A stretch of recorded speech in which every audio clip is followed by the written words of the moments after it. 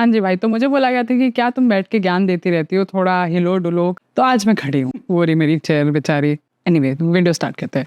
Okay, imagine कीजिए कि एक बहुत ही अपस्केल मुंबई हाई राइज की लिफ्ट है, जहाँ से फ्लोर 10 और फ्लोर 12 से 2 बच्चे लिफ्ट में चढ़ते हैं और वो दोनों अपर मिडिल क्लास कैटेगरी से बिलोंग करते हैं, क्योंकि दोनों के माँ बाप अच्छा कमाते हैं।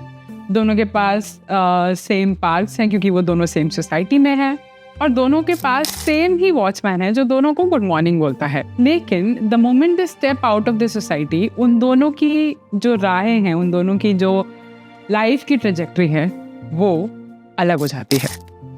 एक बच्चे को उसकी बस छोड़ती है एक बहुत ही जाने माने प्राइवेट स्कूल में, जहाँ की फीस साल की है 1.5 लाख रुपए, और दूसरे बच्चे को उसकी गाड़ी छोड़ती है एक आईबी स्कूल में, जहाँ की फीस है साल की 20 लाख रुपए।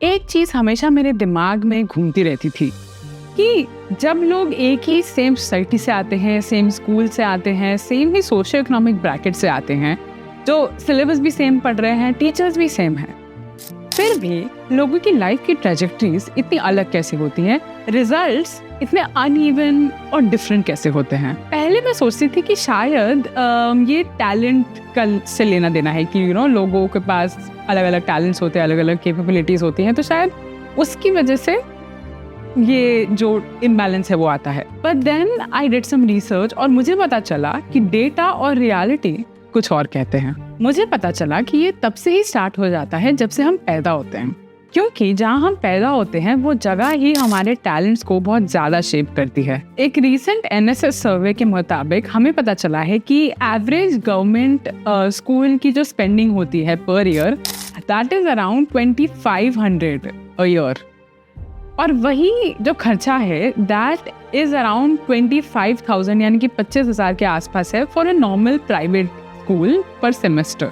And when we talk about IB schools और जो हम एलीट स्कूल्स की बात कर रहे हैं, उनका तो लेवल ही अलग है। And even though we are a country जहाँ पे हमारे पास राइट टू एजुकेशन है, यानी कि एजुकेशन हमारा फंडामेंटल राइट है, तब भी एनएसएस का एक ऑफिशियल सर्वे दिखाता है कि ओनली 66% बच्चे ही रूरल एरियाज में स्कूल जा रहे हैं, और UDISC प्लस के मुताबिक ओनली 64.7% स्कूल्स में सिर्फ अभी कंप्यूटर्स हैं, और उसमें भी only 63% of schools have internet access.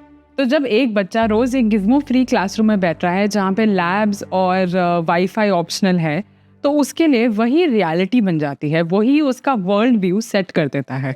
लेकिन एलीट स्कूल्स में आपको सिर्फ एकेडमिक्स नहीं पढ़ाई जाती, आपको सोशल नेटवर्क कैसे बनाना है वो सिखाया जाता है। डून स्कूल या फिर DAIS या फिर वुडस्टॉक, ये सब आपको सिर्फ पढ़ाते नहीं हैं, ये सब आपको एक एलीट नेटवर्क का एक्सेस देते हैं, जहाँ से आप कोई भी अपॉर्चुनिटीज़ को ग्रैब कर सकते हैं जस्ट बिकॉज आप इन स्कूल्स से आए। बेसिकली ये स्कूल्स बच्चों को एक हाई स्टेटस नेटवर्क से कनेक्ट करते हैं, और दून स्कूल का एलुमनाई नेटवर्क तो इकोनॉमिस्ट ने हार्वर्ड के बाद second most powerful alumni network बताया है। लोग कहते हैं कि अगर आपकी CV में डॉस्को है तो जॉब्स आसानी से मिल जाती है।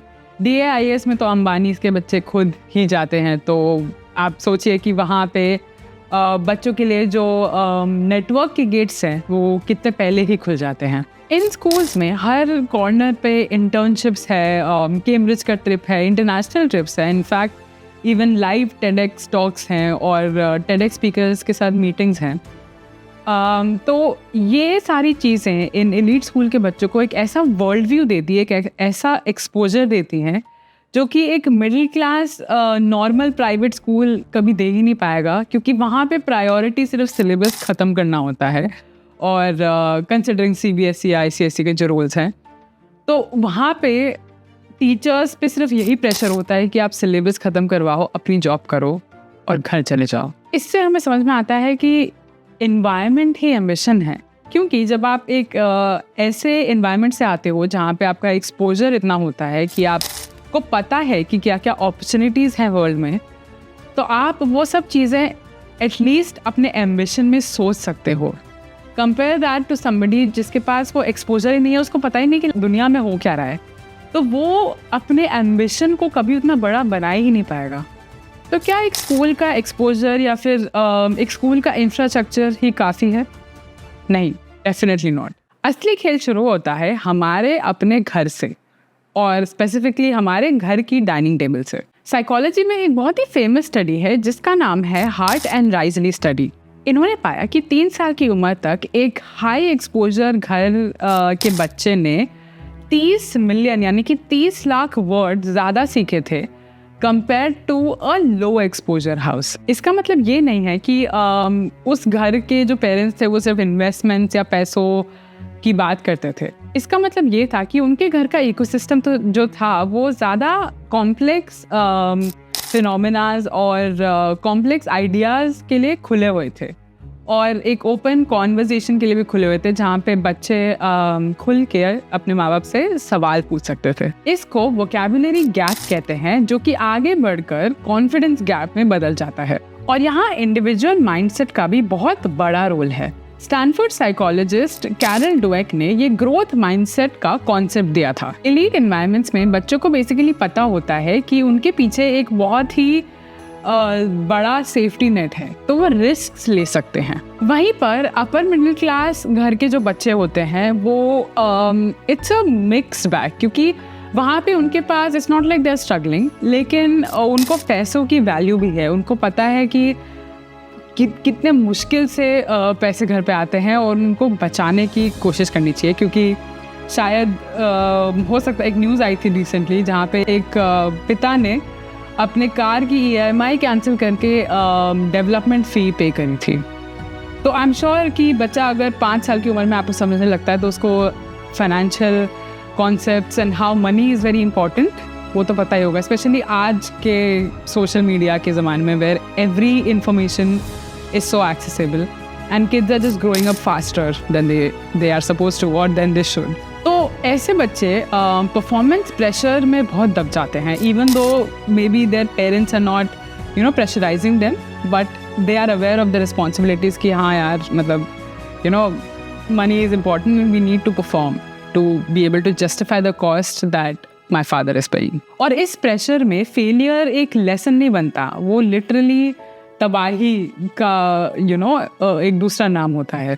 Now coming to the fees of the schools which is mind blowing honestly and not in a good way. Doon school की IB फीस जो है वो है around 15 point something lakhs per year, which is just for the education throughout the year. उसके अलावा 2 लाख की admission fees and deposit is separate. Woodstock में सालाना 17 से 18 लाख की फीस है। तो मतलब बच्चे और बच्चों के माँ बाप करोड़ों खर्च कर रहे हैं आजकल सिर्फ एजुकेशन के लिए, सिर्फ वो एक एंट्री टिकट के लिए कि अगर हम बच्चों को एलीट स्कूल में भेजेंगे तो it will open doors for them. Is that fair? In numbers से डेफिनेटली समझ में आता है कि हर बच्चे की जो बिगिनिंग है, द स्टार्टिंग पॉइंट, वो ही सेम नहीं है। The race is same but the starting point is so different. हम एक ऐसी कंट्री में रहते हैं, जैसे मैंने मेंशन किया, जहाँ right to education is a fundamental right, तब भी हमारे एजुकेशन के नंबर्स जो हैं वाई आर दे सो लो? क्यों अभी तक 50% जो रूरल बच्चे हैं वो बेसिक मैथ्स नहीं कर पा रहे हैं? बहुत सिंपल है, क्योंकि हमने एजुकेशन को एक ऑप्शन बना दिया है। टैलेंट हर जगह है लेकिन एनवायरनमेंट नहीं है, क्योंकि हमने वो एनवायरनमेंट का एक्सेस ही इतना गेट कीप करके रखा हुआ है। Because even if somebody wants to get in, किसी को पता है इंटरनेट के थ्रू कि यार मुझे करना है कुछ, लेकिन वो एक्सेस ही नहीं है। स्टडीज़ कहती हैं कि एलीट स्कूल्स में 20% एडमिशन जो होते हैं वो सिर्फ रेफरल से होते हैं। लिंक्डइन पर भी रिक्रूटर्स अक्सर उन लोगों को ज़्यादा प्रेफरेंस देते हैं, उन लोगों की एप्लीकेशंस एक्सेप्ट की जाती है जो उनके इनर सर्कल से है या कोई रेफरल से ही है। बॉटम लाइन यही है कि हमारी अपब्रिंगिंग एक ऐसा इकोसिस्टम बना देती है कि या तो वो हमारे टैलेंट को 10x बूस्ट कर सकता है या फिर एकदम ही लिमिट कर देता है। डेटा भी यही कहता है कि अगर प्रॉपर इंफ्रास्ट्रक्चर मिले और घर पे कंप्यूटर एंड इंटरनेट एक्सेस मिले, तब जाके वो बच्चे की ग्रोथ रेट जो ग्लोबल स्टडीज़ के मुकाबले है वो 4 से 8% तक मैच हो सकती है, वरना तो सिर्फ रोट लर्निंग यानी कि रट्टा मारना ही एक ऑप्शन बचता है। टैलेंट है तो अच्छा है, लेकिन अगर इन्वायरमेंट ही नहीं है या एक सिस्टम ही नहीं है जो वो टैलेंट को रिकग्नाइज करके उसको सपोर्ट करे, तो फिर वो जो टैलेंट है वो बहुत ही लिमिटेड रह जाता है। और वो इन्वायरमेंट जो हम चूज़ भी नहीं करते, वो ही हमारी ज़िंदगी की पूरी डायरेक्शन चूज़ कर लेता है हमारे लिए। वो ही डिसाइड कर लेता है कि हम विनर्स बनेंगे या लूजर्स बनेंगे, जो कि हमारा सिस्टम ऑलरेडी डिसाइड करके बैठा है। तो आपको क्या लगता है कि क्या हम आज सब एक लेवल प्लेइंग फील्ड पे हैं? And I am not talking about the poor and rich, ठीक है, वो अगर हम उसमें जाएंगे तो वो तो बात ही अलग है। I am not talking about people जो एजुकेशन अफोर्ड ही नहीं कर पा रहे हैं। I am talking about people who can afford it, right? But उसमें भी there is a glass ceiling. I hope that was clear. Anyway, तो कमेंट्स में बताते जाना कि आपको क्या लगता है, और अगर आपको ये वीडियो पसंद आई हो और थोड़ी इंटरेस्टिंग लगी हो, थोड़ी थॉट प्रोवोकिंग लगी हो, तो प्लीज़ लाइक कर देना, शेयर कर देना। अपने नए जो पेरेंट्स हैं, जिन्होंने अभी रिसेंटली बच्चा किया है और करने वाले हैं व्हाटएवर, उनको भेज देना, so that they are aware about the cost of education in this country. Good education, quality education.